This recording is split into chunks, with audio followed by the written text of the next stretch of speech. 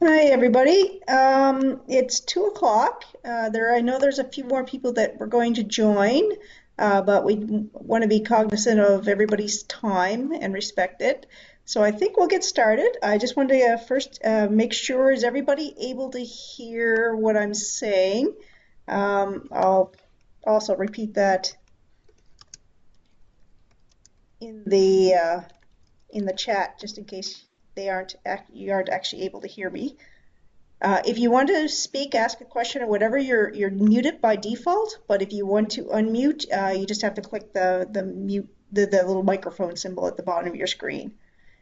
Just a heads up, we will be recording the session because there are a few folks that wanted to see it but weren't able to attend in person. So I just wanted to give everybody an upfront about that. And if anybody has any problems, does not wish to record it, we can talk. Anyways, so without further ado, I'm going to introduce Corey Davis, who is with the CWAC, which is the Canadian Web Archiving Coalition, the committee chair. He's also works for COPPUL, and he will be doing the session today. So without further ado, I'm going to turn it over to Corey. Hi, everybody, and thanks, Cynthia. It's great to see everybody here today. And yeah, we can keep the session really informal. So at any point, feel free to chat. Questions, thoughts, comments, ideas, or just unmute and feel free to interrupt. And really, it's just an attempt to this thing called the CWAC, the Canadian Web Archiving Coalition, which was established just last year. Really just an attempt to try to engage folks out in the Atlantic region, let them know what we're doing, and help them understand a little bit better, help you folks understand a bit better what the goals of the coalition are and how you might want to get involved. So yeah, I'll just step through some slides, and Cynthia very kindly forwarded me some questions that people mentioned around the session, so I can go over those as well. Once we get sort of towards the end. But again, just feel free to interrupt at any point, and we can keep this nice and informal. Okay, so yeah, just start stepping through the slides here. Okay, so why archive the web? Well, I mean, it's somewhat obvious. Basically, it's a pretty unstable, ephemeral, changing kind of place. But there's lots of really important stuff out there, things that really matter to our communities and the constituents that we serve. And so this is really about a national effort to try to coordinate some of the work that we're doing throughout the country and leverage the scarce resources that might be available to do the work. And just in terms of some statistics, and of course these tend to be a little bit hard to gather, but the idea here is that basically after a couple years, things basically they either go away or they get overwritten or they change locations, and so stability is a real issue, and it's of particular importance, I think, in many cases for the scholarly enterprise, because a lot of what we do in scholarship is connect to former expressions of ideas, and those connections, those links, literally those hyperlinks, can be quite problematic. So web archiving really, my apologies for the archivists in the crowd. I know it's somewhat problematic terminology.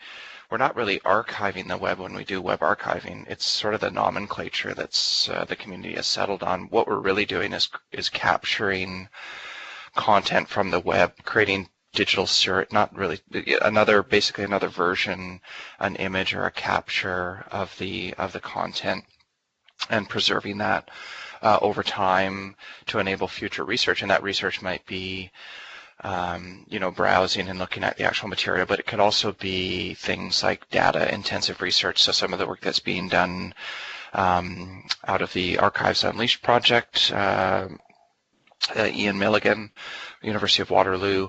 So there's computational analysis there.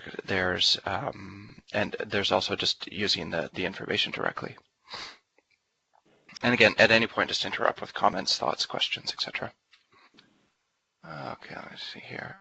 In terms of types of collections, These are 5 categories, but really it's about what you think is important. And actually, that's one of the big challenges, and is determining what matters to your community, and how to represent that through web archiving. And we can talk a little bit about some of the challenges. What the CWAC, the Canadian Web Archiving Coalition, is about in a pretty significant way is creating a community of practice to help people create the kind of policy framework that you need to help determine and scope collections for your institution or for your community. But really, we're talking about institutional memory, sort of almost a records management kind of function for web archiving. Collections that support research strengths at institutions is very common in the academic environment. Genres, so things like government documents, events-based collections, things like Olympics, also major natural disasters, things like the forest fires in BC this summer, or the major flooding in Alberta a number of years ago now, and also just basically at-risk content, so things like small community newspapers. I know that here in Victoria, our mayor decided to delete her Facebook account, so grabbing something like that just really immediately based on an immediate risk is also something that people are interested in. So I'll just give you a couple examples of what that has looked like at my home institution, which is the University of Victoria out here on lovely Vancouver Island. So in terms of the, sorry, I'm just going to go through here.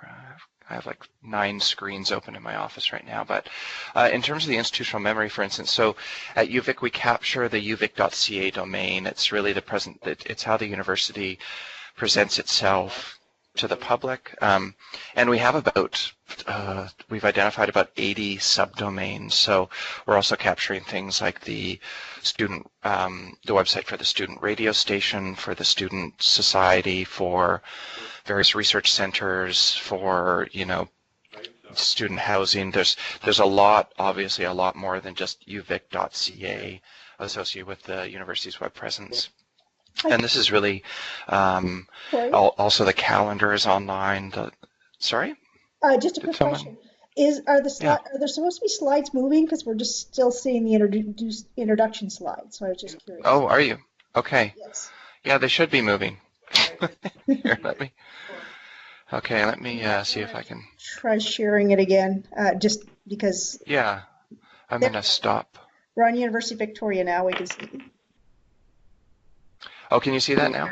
Yeah, if you want to put it back up into the full screen, it should work. Let me see. Can you see that now? It's just loading. It should be there, so we can see Victoria now. Okay, now if I click here, can you see that? The new screen? Yes, it just showed up. Okay, great. My apologies. No problem. For that. Yeah, okay, so in terms of institutional memory, the uvic.ca domain, a lot of universities and other institutions just basically capture the web presence of their institution. That can be a really good way to potentially, with say the university secretary's office, share some of the costs associated with a subscription to something like Archive It. But there's potential there. Another thing is areas of local research strength. So digital humanities is a really big thing at the University of Victoria. So we have a collection specifically around the digital humanities or digital scholarship projects that faculty and students have done at the university. So this is an example of a website of the colonial dispatches of Vancouver Island in British Columbia from 1846 to 1871. In terms of genre collections, one of the collections I'm most excited about, if somebody can get excited about municipal websites, but I mean, it's one of those things. They're super critical information sources at the municipal level, at the county level, at the regional level. This is where decisions are being made around transportation and housing, schools, education, so pretty critically important content, and no one for the most part is capturing this stuff. And so the University of Victoria, along with UBC and SFU, collaborated to capture all of the municipality and regional district websites within British Columbia. So this is an example of the city of Campbell River. And there's 100 plus of these within BC. And this isn't something that a provincial body within BC is doing, and it's not something that Library and Archives Canada at this point is interested in doing. So that's another example of sort of a genre-based. We're also capturing the BC like the government of BC domain, but we're keeping that kind of quiet just because we're trying to clarify the copyright issue around that, so we're not making it publicly available at this point. We can get into the issues of copyright as well as we tick along here. In terms of events, we have a collection around the BC teachers' labor dispute that happened in 2014. And so if you think of, a future labor historian or someone studying the history of labor within British Columbia, which has a very rich and complicated and long history, if you sort of think about any historian try to study events that are happening now or all the way back to, the 90s without web content, they're at a significant disadvantage. And so a lot of the material that we captured in 2014 around the strike and the lockout, what we're calling the labor dispute, are these social media groups of parent support for teachers, or the government websites around messaging for parents about the issues and all this sort of thing, and a lot of this stuff is now gone. It's not in the Wayback Machine through Internet Archive as a whole, and really the only copies of a lot of this material, because it's so ephemeral, it's so local, are in this web archive. And so you just sort of imagine within your own province, within your own region, all of the kind of events that might happen. I know in Victoria we've had things like the sewage treatment plant that's being built that's costing hundreds of millions of dollars, major infrastructure projects that impact local communities. A lot of the conversation within communities that are happening obviously is online now. And capturing that for future generations to be able to access that is pretty critical. And then finally, just at-risk content. So this is an example of a newspaper that we captured in 2015 that is, I believe, no longer around. Very local, kind of hyper-local, and in many ways web archiving is really suitable to hyper-local news, especially as expressed through things like blogs and social media. We also have a collection that captured some maps around a major BC hydro project that was going on that later, disappeared from the web based on previous experience that one of our librarians had. They wanted to make sure that we had copies of that. So that's just some examples of what we're doing here at UVic in terms of the different genres and the different types of collections that we have.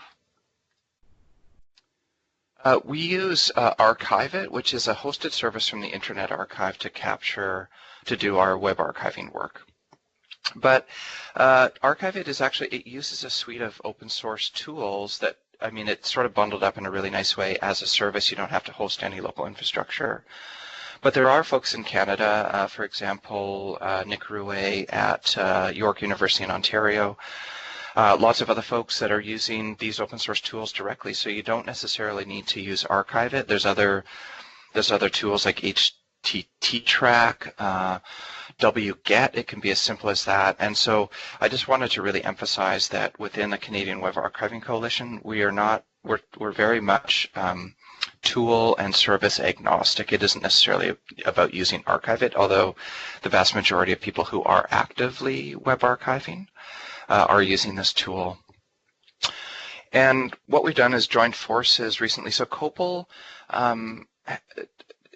a number of years ago now, negotiated a consortial discount with Internet Archive for members to subscribe to Archive It. We expanded that to OCAL last year.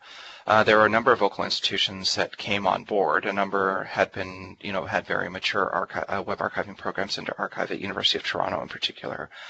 But we were able to achieve 25% plus discount on the license. And what we're planning to do through our licensing coordinator in this coming year, and you'll hear about this in May or in June through Consortia Canada, which Paul is a part of, to extend that license out nationally, and it would be coordinated through COPPUL. But if we get a number, I think we only need a few more folks on board to hit. I think we actually might have hit the 30% discount. So it won't be that, we won't need that many more institutions to get up to 35% a discount. And they also offer a sort of a starter package to get started. So I think it's only $2,000 or $3,000 US.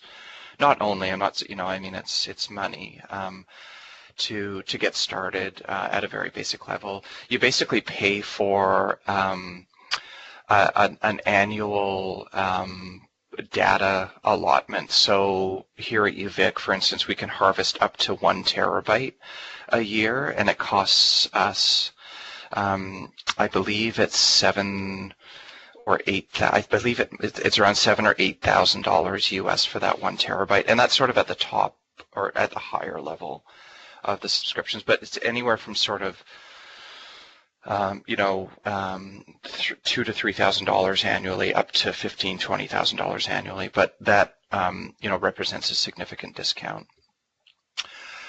But of course, the thing about web archiving is that we discovered this at UVic. So you sign up for Archive It because you want to do web archiving, and it's really awesome, and it's just a new thing, and everyone's really excited about it. But you quickly realize that in most academic contexts, at any rate, and this isn't true for every institution, but you subscribe to the tool, and 2 years later, you've crawled like 7 websites kind of thing, because you realize very quickly that there's a lot to establishing a robust, meaningful, ongoing web archiving program at your institution. And so what the CWAC is about, as I mentioned before, is really helping people that are doing web archiving, helping people that are just interested in web archiving, that aren't necessarily even there yet, but want to see it as something that is important, that might be coming up at their institution, to get them to be able to support each other in developing things like copyright policy. So for instance, one of the big issues is it's a legal gray area in terms of making copies of websites and making them publicly accessible. And so doing that risk assessment at the local level, getting professional legal opinions, deciding whether or not you're going to seek permission to crawl from rights holders, whether or not you're going to send just notifications, or whether or not you're just going to do it and not worry about it. So, and then obviously, the collection development angle, who's responsible for it? Do you have a working group or a committee? Do you have a point person for it? How do you ensure that collections are, people are paying attention to them ongoing? How do you identify what websites you want to collect? How do you represent perhaps underrepresented voices within the collection, things like that. So there's lots to it. And the CWAC is really about trying to build a community of practice around a lot of those issues. And we'll get into that in a moment about what that actually looks like. But I just wanted to go over some very, very preliminary results. And this is by no means comprehensive, but just to give folks a sense of where we're at right now with web archiving in Canada. And we undertook, under the auspices of the CWAC, a web archiving survey in 2017 based on a survey that's done annually in the US through the National Digital Stewardship Alliance. And we worked with them to basically customize the survey for a Canadian context. So what we found primarily is colleges and university libraries and archives are the most active in this area. And then we also have, historical societies, museums. Obviously, this is a pretty small sample, but primarily it is the academic community. What we're trying to do in CWAC, and I've had some conversations with people that are involved in the Canadian Urban Libraries Council, that it's like a group of public libraries, trying to engage other sectors. So we actually on the coordinating committee, we have David Alexander from the Royal BC Museum, who heads up digital initiatives there. We have people from the National Library, Library and Archives Canada, but also BA and Q in Quebec. But what we're really trying to do is try to engage as much possibly regionally, so that we're hitting all of the different regions within Canada, and this is a big part of the conversation today, but also sectorally, so trying to really get some engagement with public libraries, government, special libraries, things like that. And yeah, so one of the comments from the survey is web archiving is gradually becoming a core collection development activity, and so it's really it's starting to get some traction, but in many cases, and I know speaking from experience here at UVic, we're still obviously, a big chunk of our time is dedicated to picking e-journal packages, databases, books, monographs, things like that. At the same time that so much critical information is online, so we're just really starting to engage with this basically. And you'll see that resources in terms of personnel or full-time equivalents dedicated to web archiving is pretty meager, generally speaking. So again, we're just starting to see resources come into this area. So it's a really good time to start to engage with the community nationally. Most people are doing it basically off the side of their desk, and so it makes it all that much more important to have sort of a community of practice and support of colleagues across the country to undertake this work. In terms of barriers, a lot of barriers just basically have to do with lack of resources and support, and I think a lot of that is just because people are just basically starting to understand the importance of this thing, and it's really a relatively new thing. In my experience, though, what I find is at the local level, especially engaging with faculty and the community from an academic library perspective, they're quite interested in this idea of archiving the web. It's something that actually has traction, that people understand. A lot of the work that I do in digital preservation is kind of this amorphous cultural memory type work that has to do with, format, migration and normalization, a lot of other things, and building sort of infrastructure, blah, blah, blah.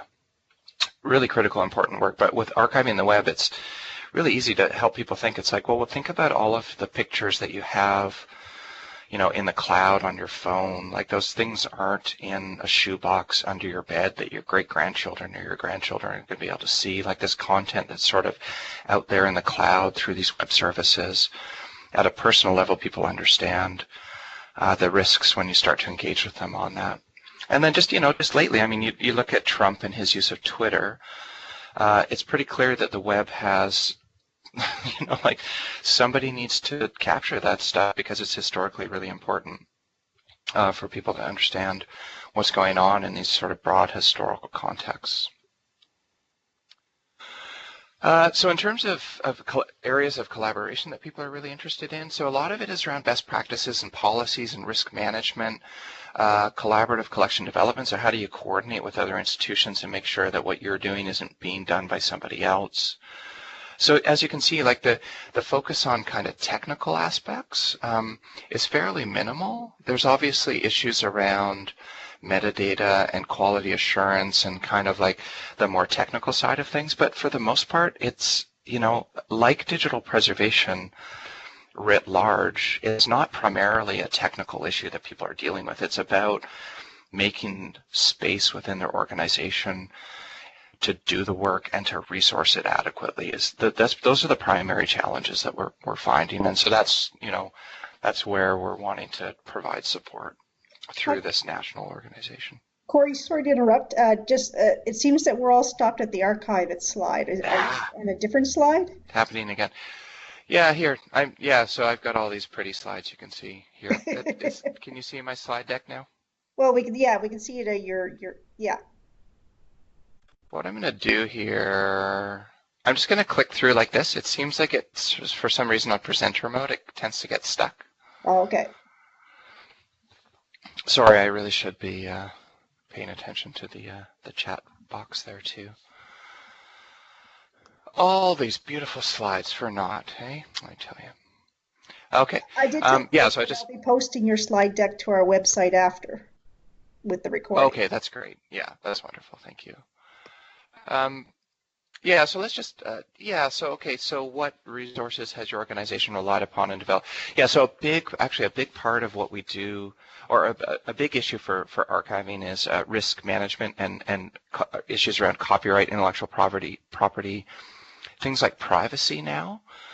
So this idea of collecting personal information, a lot of what we're seeing, I'm not sure if people have been listening to the congressional and House testimony of Mark Zuckerberg from Facebook talking about user privacy, but this idea that when we capture web content, we're also capturing, in some cases, personal information, and there are, what rights do people have? You look at things like the right to be forgotten legislation in the European Union, which may be coming to Canada. How might that impact web archives? And so copyright, intellectual property, access policies, these are really big issues, and they're still very much gray areas. What we've done, can people see that slide with a picture of Michael Geist on it there? Yes. Okay, great. Is CAAL, Canadian Association of Research Libraries. So the CWAC falls under CAAL. It's sort of run with the support of CAAL. You don't have to be a CAAL member or work at a CAAL institution to be a part of the CWAC. So I just want to make that really clear. But one of the things that we're able to do through CAAL is get resources to do things like have legal opinions. So we engaged with Michael Geist from University of Ottawa, Canada Research Chair in Internet and E-commerce Law, to produce a memo on web archiving and copyright in Canada, just to sort of lay out some of the issues. And it's quite a, so what we're hoping to do is refine that document through the CWAC and release sort of a CAAL position statement on copyright and web archiving in Canada, and talk through some sort of use cases in terms of risk mitigation and risk management. Okay. So hopefully folks are seeing those slides. So that's another one of the, so far with the CWAC, we've worked on this survey to identify gaps. We've done the survey. We've done this work with Michael Geist around the legal framework for web archiving. And so I'll just kind of overview what the CWAC is. It launched last summer with a call for participation. And we had our inaugural meeting at Library and Archives Canada's Gatineau facilities in October. We came away from there with a draft terms of reference and strategic priorities document, which was approved by CAAL and then by CWAC as a whole. And we have just in the last month struck the inaugural coordinating committee to oversee the work of the CWAC. And so just to let you know what it basically is, so under the auspices of the Canadian Association of Research Libraries, it worked to develop an inclusive community of practice within memory institutions within Canada that are engaged or otherwise interested in web archiving. So I just want to make it really clear that you don't need to be doing this stuff. You just need to have an interest in it, really, to be involved. And like most of these larger groups, your involvement can just sort of be lurking on the listserv. Lurking sounds somewhat sinister there, but it can, or being, everything from stepping up and being part of the coordinating committee or part of the working groups that I'll be talking about in a minute. And really what the role is to identify gaps and opportunities that are best addressed at the national level through coordinated strategies, actions, and services. So it's open to anyone who's interested in web archiving in the Canadian context. So you don't even need to be working in Canada. So we have folks that work at the Internet Archive that are part of the Canadian Web Archiving Coalition. It's just an interest in web archiving within the Canadian context, and you know, you don't need to be doing web archiving. You just need to be interested in the work that is being done. So the coordinating committee oversees the strategic direction of the coalition. Again, we've had one meeting. We're just starting to get our ducks in a row in terms of forming the working groups to support the 3 key strategic priorities that were identified and refined after that inaugural meeting last fall. And so the 3 key areas of focus so far are collections, advocacy, and training. So I'm going to get through these really quick. What we're going to be on slide 24, Corey, is this where we should be? No, it's not, Cynthia. Let me see if I can refresh here. Who needs PowerPoint anyway? I should just talk through this. Can people see a slide that says collections now? No, we're still on slide 24, the CAAL one, the call. Okay, let me, sometimes seems like doing this, doing that.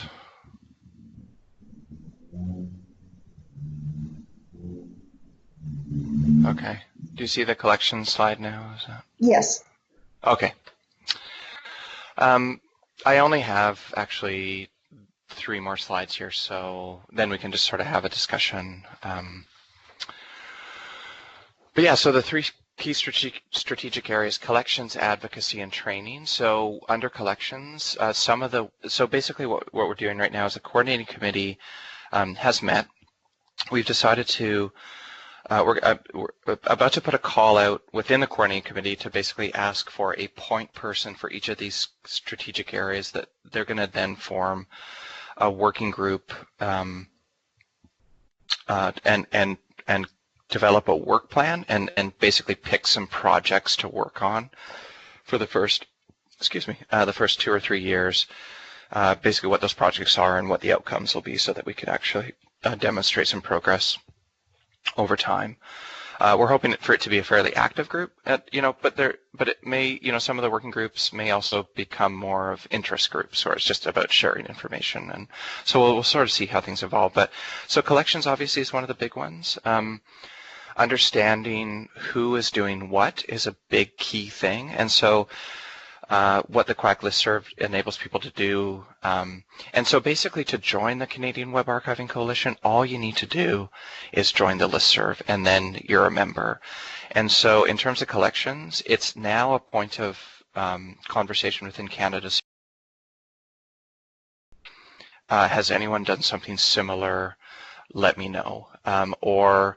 What are people's policies on a particular thing in terms of copyright for, say, trying to capture like a provincial government domain or something like that? Or what are people using in terms of metadata, etc.? Yeah, what I'll do, so I'm just getting some, the listserv address has not been shared. I'm just going to go back up here to, you might not even be able to see this slide, but what I'll do in a moment here is I'll try to find it as quickly as I can and post it into the chat, but I'll be sure when we share the slides out to include a link to that listserv so Cynthia can share those out with everybody so that people can join. Yeah, so another thing is about collaborative collection building. So we've had a number of instances. So Library and Archives Canada has collaborated with, has worked with University of Manitoba and the University of Winnipeg to build a collection around the TRC, the Truth and Reconciliation Commission. Again, in BC here, UBC, UVic, and SFU have collaborated around a municipal governments collection. The University of Toronto is collaborating with, I believe, the Legislative Library of Ontario. And I'm zoning out right now on what the focus of that collection will be. It might be around elections. I'm not sure. But this idea of basically, so for instance, say there's a major event within Canada, how do we respond to that? And using the CWAC to coordinate response, like rapid responses to major events. Preservation services in support of collections. So, when you do web archiving, you're basically creating these things called web archiving files or WARCs, and those themselves need to be preserved over the long term. So, lots of other stuff as well. So collections, a big strategic priority area. Advocacy, I'm on another slide here now. And the advocacy group, it's really about engaging, it's sort of like stakeholder engagement, so helping people that are going to potentially resource these efforts. So within an academic context, it might be engaging with faculty or provosts or whoever, or university administration around things like advocating for the resources to get an archive subscription, why it's important to the community. Also things like environmental scans and surveys, so keeping those up so that we understand where our energies need to be focused. Seeking grant funding for specific initiatives and participating in other organizations like the International Internet Preservation Coalition, the National Digital Stewardship Alliance in the States, etc. And then training is a big thing too. So providing webinars and other training opportunities for how to use tools like ArchiveIt. But around things like the quality assurance process, which is basically after you capture a website, how do you make sure it's been effectively captured? What are some of the strategies to enable you to do that? Maybe an annual capacity building workshop. Working collaboratively on best practice guidelines for establishing web archiving programs. So the training piece is really, it's capacity building within organizations. So those are kind of the three key areas, and we're hoping that those working groups will be struck in the next couple of months, and that we'll start to see some progress on those projects. So that's really, that's sort of what the CWAC is. This open community that's looking to build a community of practice and explore how we could nationally coordinate and support each other.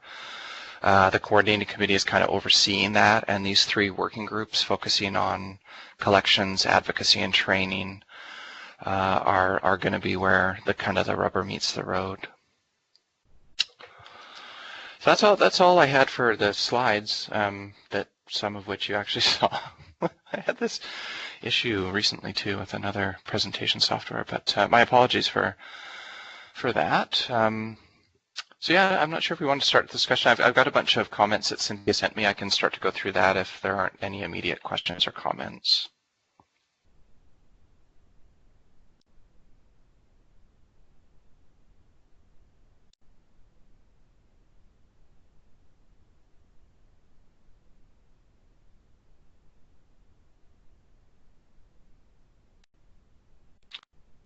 Okay, I'm not, okay. Okay, yeah, so Cynthia had to step out, but the session is continuing to be recorded, so. Yeah, so feel free to chat your questions or unmute yourself and ask any questions, but maybe what I can do as people sort of gather their thoughts is go through some of the things that people mentioned to Cynthia they would like to get from the session. So first, opportunities for sharing web archiving resources. So yeah, so that's a big opportunity. We're hoping that the working group, through the training working group, does a lot of that. But in the meantime, and also the collections group, in the meantime, the listserv is a place where people can say, hey, does anyone have a policy or a procedure or a best practice in this particular area, and could you share it with me? So there's, I think 60 people on that listserv. It's pretty much all of the active people involved, especially at universities and colleges. Oh, Donald's time. Okay, while I wait for Donald's question, there's another one here. Is there a role for the University of Prince Edward Island to play in this? And I would say no, we're just not interested in. I'm just kidding, actually. Yeah, totally. Yeah, I would encourage, if there's someone on a call here, from UPEI, once you get the link to the listserv, to sign up and just sort of see where your engagement point might be.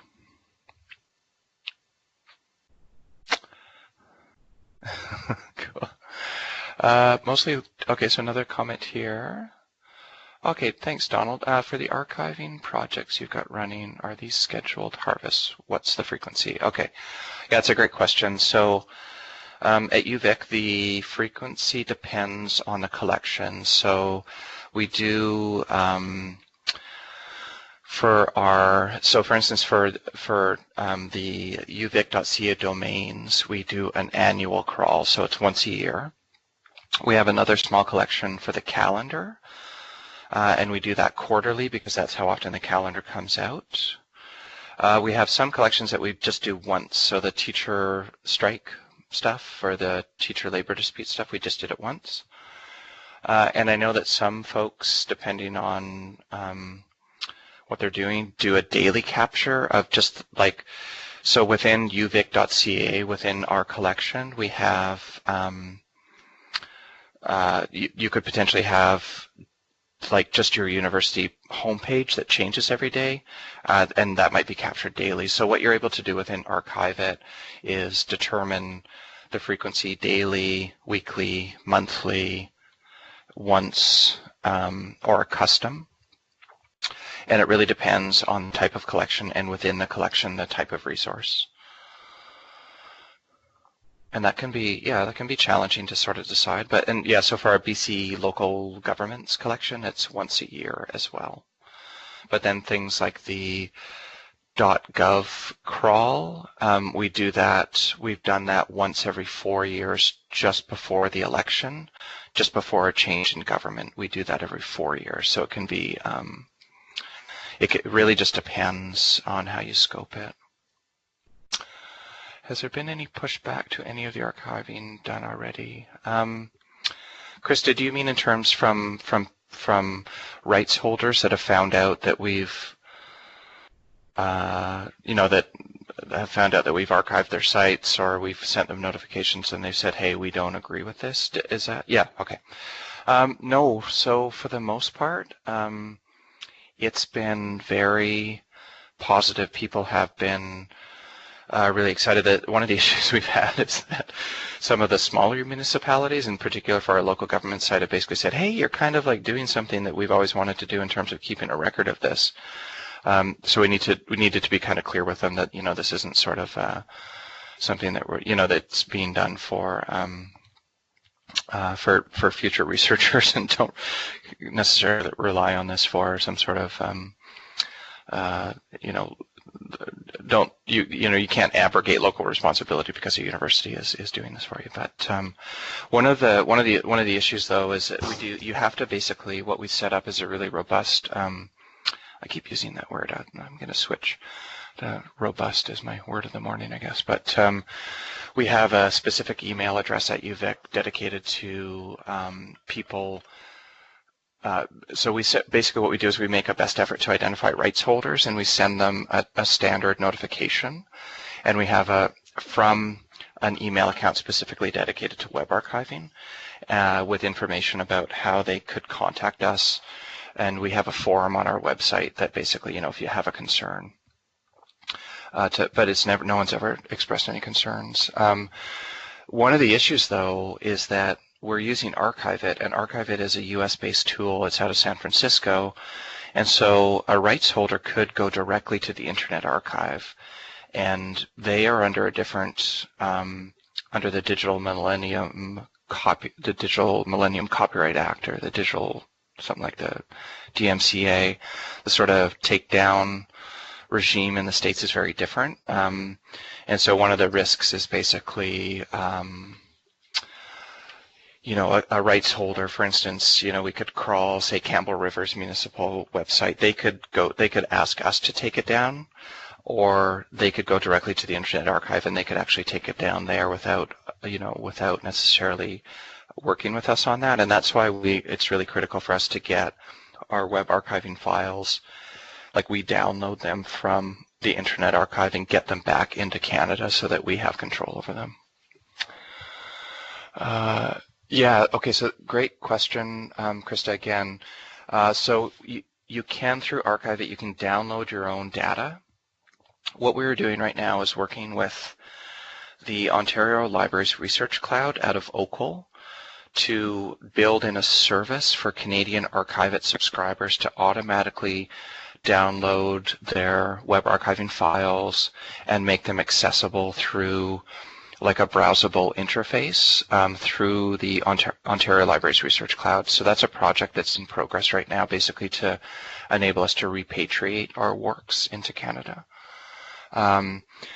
But as it stands right now, for instance, like at UVic, we just download those, keep them on network servers, and then store them. We run them through Archivematica and store them in EduCloud at UBC. So there's all sorts of different ways. What we'd like to do is make that sort of behind-the-scenes automated process that Canadian Web Archive It subscribers could just basically give permission to an administrator at Scholars Portal to automatically do that in the background, and then you could go grab your works at any point, either for people that want to use them for research, computational research, or if you just want to copy. And then it's relatively easy actually to, I say relatively easy, but to spin up an instance of Heritrix, Open Playback, which is an open source version of the software that enables you to basically play back the work so that you can actually browse and see the content. And that's one of the initiatives that we're hoping to sort of run through the CWAC. Yeah.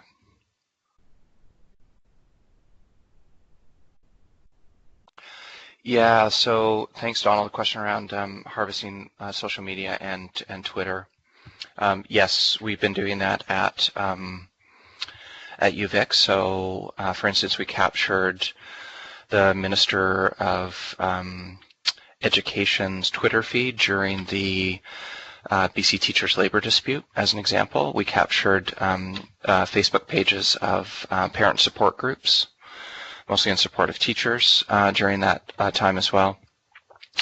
What we haven't done for instance, with the UVic domain crawl, we haven't captured any social media accounts from the university. What we were hoping to do with the BC government collection was also capture the social media sites for the municipalities and also for councillors. As people know, that's where some of the best stuff happens, is on social media. But Archive It has, because things like Facebook and Twitter and Instagram and other YouTube, we also capture YouTube channels as well. They have special scoping rules that enable you to effectively capture those environments really effectively, and they provide some really great guidance to do that. There's also some tools, open source tools, that have been specifically developed around capturing social media content. So we're hoping to potentially explore that as well. But yeah, it's such a huge part of what we're doing now, such a huge part of where people are getting their information and where a lot of this stuff is. So I see a couple more people typing there. And so the great thing about the CWAC and the listserv is basically, this is where questions like this can be put out to people, and you can get people, get people's experience. There's some so. In terms of the really active players in Canada at this point, it's the most active players are Library and Archives Canada, BANQ, the National Library in Quebec, University of Toronto, University of Alberta, York, and University of Victoria are probably, I'm obviously missing people, and I shouldn't probably do that sort of catalog of ships type list of everyone that's involved, but there's some really world-class expertise, especially from Library and Archives Canada, from University of Alberta, U of T, and BANQ in Quebec. They're just doing amazing things, so there's lots of support. One of the cool things about the CWAC is learning. Okay, yeah, thanks, Terry. Have fun at your other meeting. More meetings. One of the really cool things about the CWAC is it's enabled us to talk a lot with BANQ and Library and Archives Canada. They are doing a lot of stuff, but only until recently have people really in the academic community understood the scope of their work, and so that's been a real benefit of establishing the CWAC, is having the lead person for web archiving at Library and Archives Canada on the coordinating committee, on all the calls, actively on the listserv. That's been really valuable. Donald, as you're typing there, I'm just going to hit a couple of the other questions. Get a better sense of where things are nationally. So that's really an emerging thing, and we're hoping that the collections group sort of takes the initiative, takes the lead on that. Yeah, general overview of what's being done by which institutions. Like, we're just still really determining that, and we're hoping again that the collection group takes the lead with helping people understand, maybe through something like a registry, although those can be somewhat problematic, but so a forum for at least sharing what's being done. Okay, Donald, would you say that Archive It is the primary harvesting tool, but there are other workflows methods for? Yeah, so Archive It it's by far the most popular harvesting tool because it's easy. You pay an annual subscription, and it's pretty easy to do. But people are setting up their own stuff using the suite of open source tools that underlays the Archive It service. Workflows and methods are and then storing the content locally. Only a very few number of people are actually doing that. A lot of people want to, but they just haven't gotten around to grabbing their content from the Internet Archive and actually storing it locally on a network drive or in some sort of preservation storage infrastructure. So that's really what we're hoping to do with this national project, to enable Canadian Archive It subscribers to automatically get copies of their data stored on Canadian servers in Ontario. But yeah, so for the most part, and up until about 6 or 8 months ago, that's how it was at UVic. People are just using the service and relying on the backup within Archive It with the Internet Archive, which is, it's sort of Brewster Kahl's show, like he gets hit by a bus, God forbid, or there's a major earthquake or a major cyber attack or a major sort of government,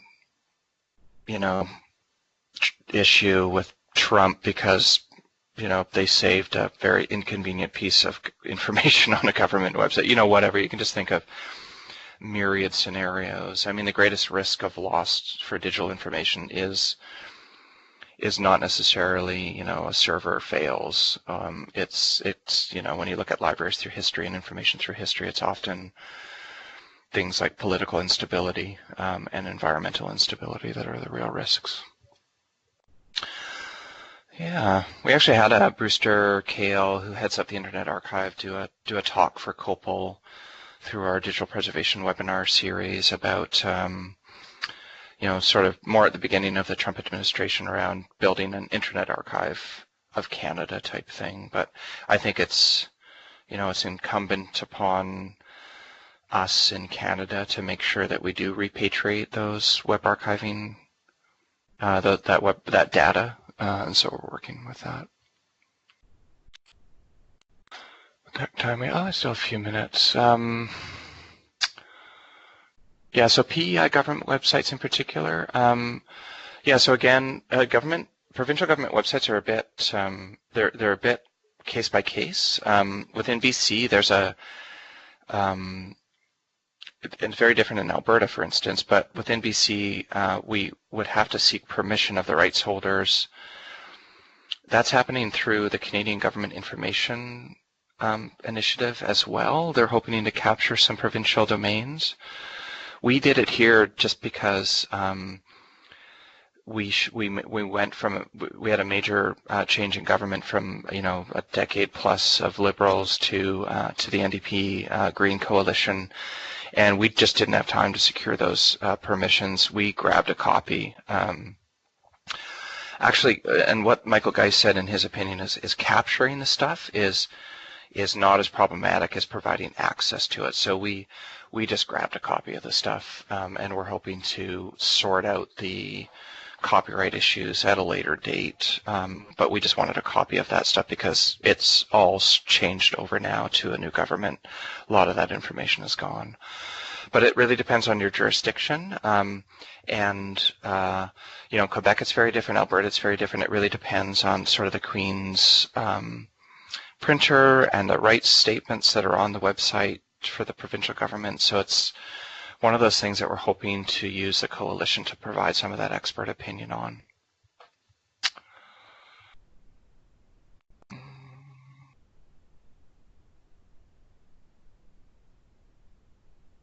Any other questions, comments?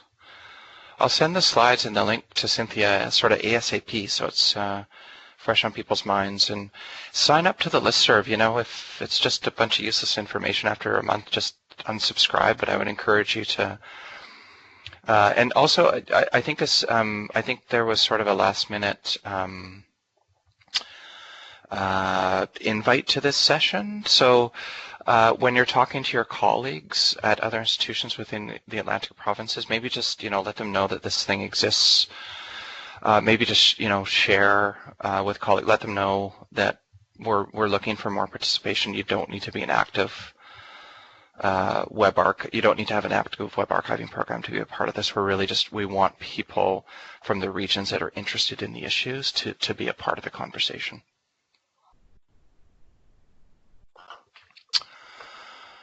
Okay, well, yeah, I guess we'll sign off now.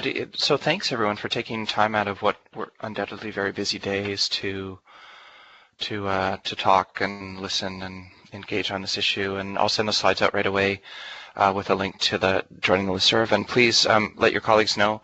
And I look forward to seeing some of you on the listserv. All right, folks. Take care, everyone. We'll talk soon. Bye now.